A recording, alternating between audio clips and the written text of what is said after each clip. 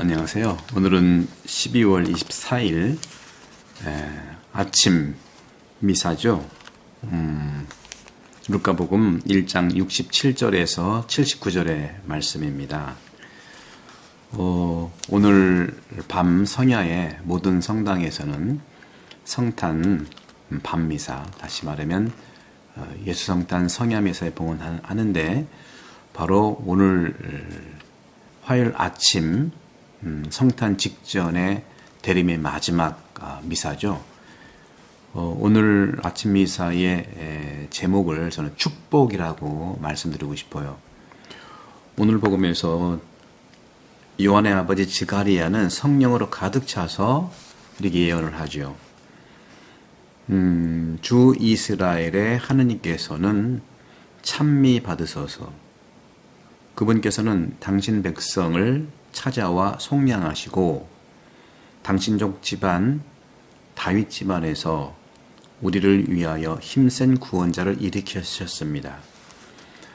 믿음의 부족으로 형벌로 벙어리가 된 다음에 이렇게 성령으로 가득 차서 찬양을 하는 것이 얼마나 큰 축복이겠습니까?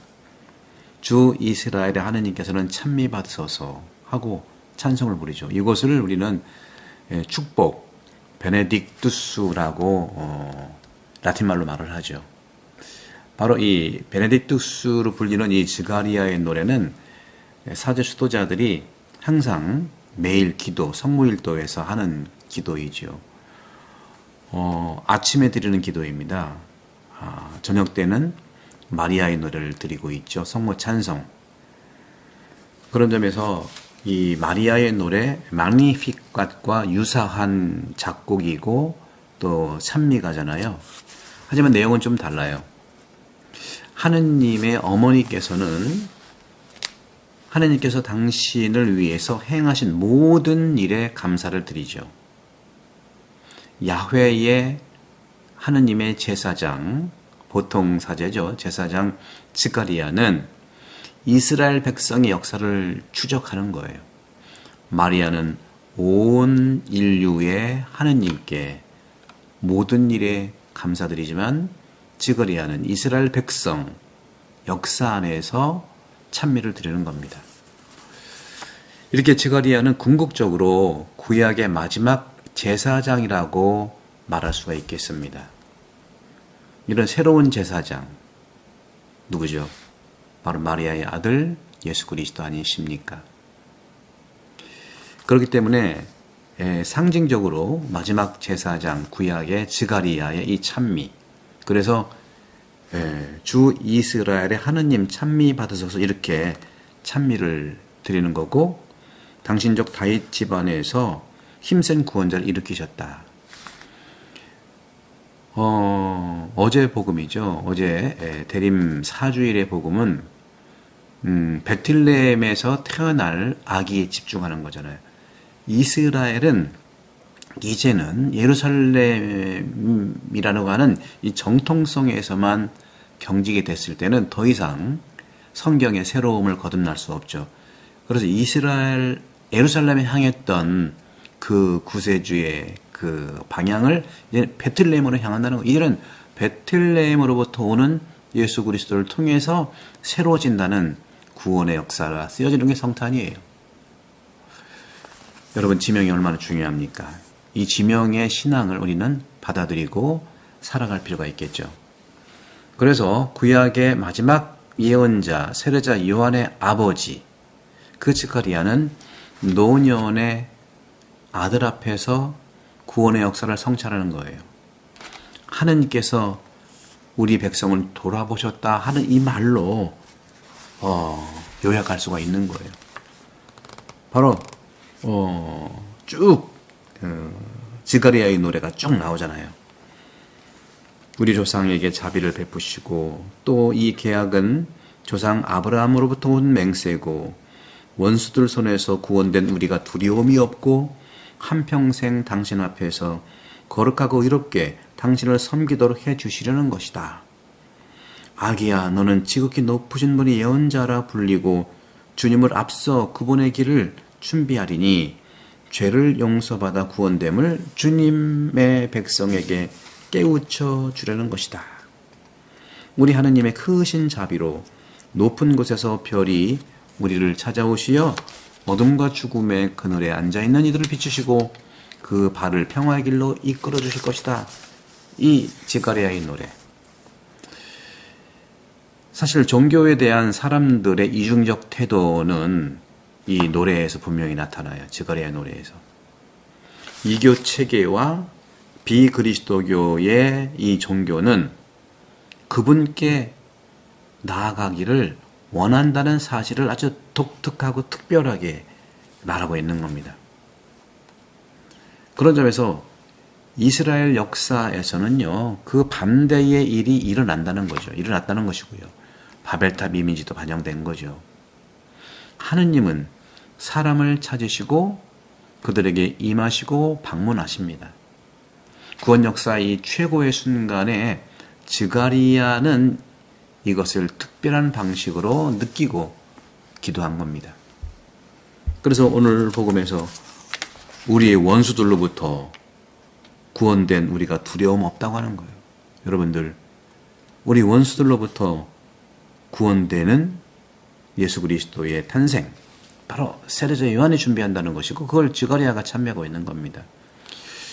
이 구원의 차원에서 이 사람들은요, 기꺼이 말하고 아마도 기쁨을 찾으면서 고통과 죽음과 억압으로부터 탈출한다고 하는 것을 고백하는 것이죠. 그렇기 때문에 깨어서 기다리는 많은 깨어있는 자들, 그들은 고군분투하는 영웅이고 또 오늘 지가리의 노래 이것을 기억할 때마다 힘이 될 거라는 것을 우리는 믿어야 되겠죠. 어떤 사람이 우리를 위험에서 구했다면 우리는 평생 그에게 감사할 거예요. 이스라엘의 작은 국가, 참으로 그것이 이스라엘 백성들은 숱하게 고통을 받아온 국가 아니겠어요? 시작부터 그렇잖아요.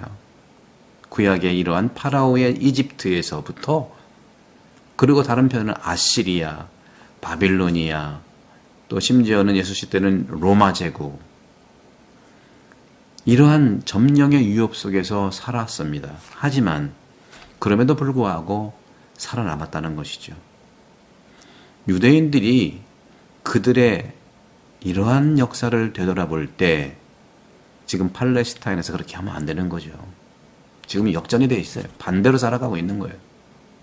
나타냐후라고 하는 이 총리의 이 개인적 이기심도 있고, 하여간 반대입니다. 성경과 반대예요. 우리 그리스도교인들은요, 구약 성경을 그리스도론적으로 해석해야 돼요.